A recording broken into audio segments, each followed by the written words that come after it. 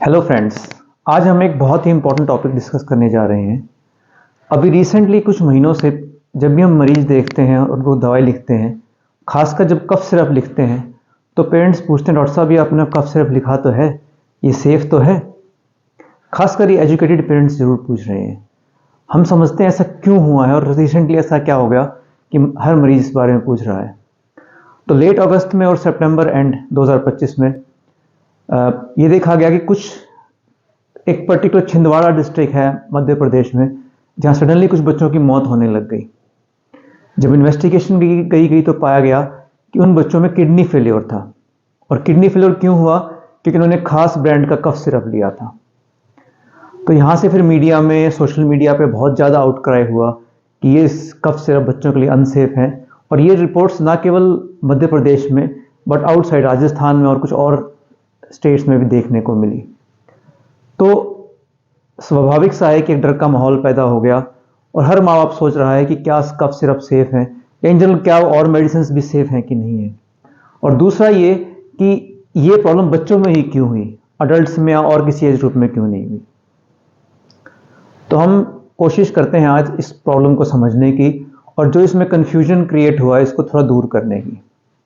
तो सबसे पहले जब कफ सिरप हम कोई वर्ड बोलते हैं तो कफ सिरप एक कोई खास ब्रांड ऑफ सिरप नहीं है, ये क्लास ऑफ ड्रग्स है जिसमें सांस की नली खोलने वाले ब्रोंकोडायलेटर होते हैं, कफ सप्रेसेंट होते हैं, कोल्ड ड्रग्स होते हैं। तो बहुत सारे टाइप के ड्रग्स हैं जिनको कफ सिरप की फॉर्म में यूज किया जाता है।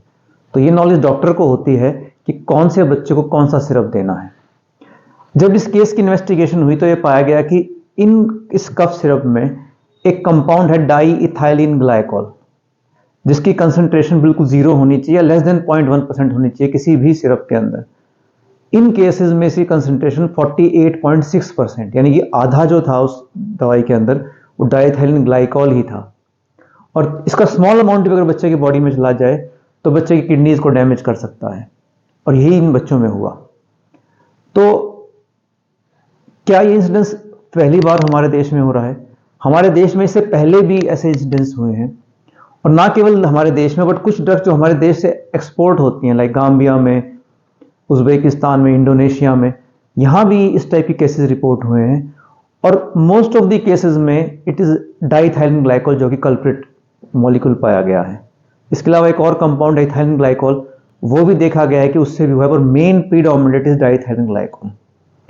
अब बच्चे ही क्यों मेनली सफ़र करते हैं इसमें? क्योंकि बच्चों के अंदर एक तो डोज वेट डिपेंडेंट होती है। कई बार लोग अपने आप से दवाई ले लेते हैं, कैंप से ले लेते हैं, तो उनको पता नहीं था कितनी डोज देनी है बच्चे को, और हाई डोजेज बच्चे को डैमेज कर सकती हैं। दूसरा, बच्चे का जो किडनीज होती हैं, जो एक्सक्रीटरी सिस्टम होता है वो इमेच्योर होता है, इसीलिए टॉक्सिन्स जो जाते हैं बॉडी में वो इजीली बॉडी से निकल नहीं पाते। सेकेंडली, ये समझना है कि डाइथाइलिन ग्लाइकोल क्या केवल कफ सिरप में ही है? नहीं, ये और दवाइयों में भी जा सकता है, जैसे बुखार की दवाई होगी, एंटीबायोटिक्स हो गई। पर सिरप्स में ही मेनली कफ सिरप में क्यों देखा गया है? क्योंकि इसमें कुछ ऐसे कंपाउंड है लाइक ग्लिसरीन, पॉलीप्रोपाइलिन ग्लाइकोल, जो कि यूज होते हैं रूटीनली, फूड ग्रेड सब्सटेंसेस हैं, और इनमें कई बार ये मिक्स होके डाइथाइलिन ग्लाइकोल, ये एक इंडस्ट्रियल कंपाउंड है, इंडस्ट्रियल मॉलिक्यूल है, जो कि जैसे एंटीफ्रीज में, एंटीफ्रीज का मतलब जो मशीनों में फ्लूइड ना जमे उसमें यूज होता है, या ब्रेक फ्लूइड में, जब हम ब्रेक लगाते हैं तो उसमें जो फ्लूइड होता है उसमें डाइथाइलिन ग्लाइकोल होता है। तो ये बहुत ही टॉक्सिक इंडस्ट्रियल कंपाउंड है।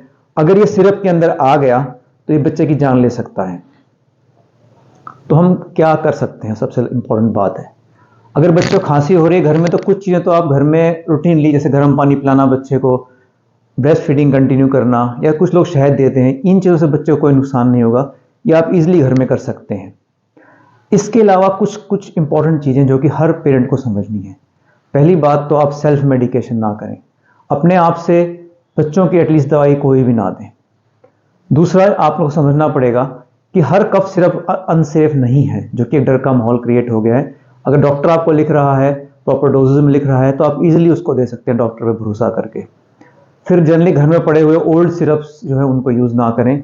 हमेशा डॉक्टर की प्रिस्क्रिप्शन के, उसके डोज के अनुसार दवाइयाँ दें। हमेशा रिप्यूटेड फार्मा की दवाइयाँ यूज़ करें। और एक और टिप है कि जनरली ये जो कंटेमिनेशन होती है सिरप्स में होती है, तो अगर आप टेबलेट या कैप्सूल यूज़ कर रहे हैं तो 100% सेफ है। अब आती है बात कि हमारे लिए सरकार को क्या करना चाहिए। सरकार का ये जिम्मेवारी है कि जब भी कोई ड्रग मार्केट में आती है तो उसके बैचेस होते हैं, लाइक सपोज 1000 मेडिसिन है तो उन बैच की टेस्टिंग होती है।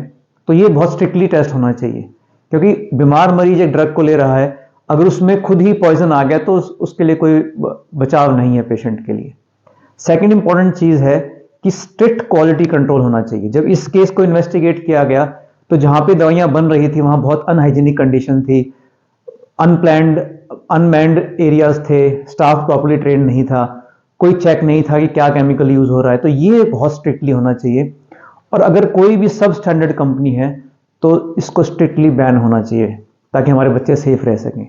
तो मेरी आपसे जो गुजारिश है कि आप be aware and be safe, जागरूक बने और अपने बच्चों को सेफ रखें और डॉक्टर की सलाह से ही हमेशा मेडिसिन लें।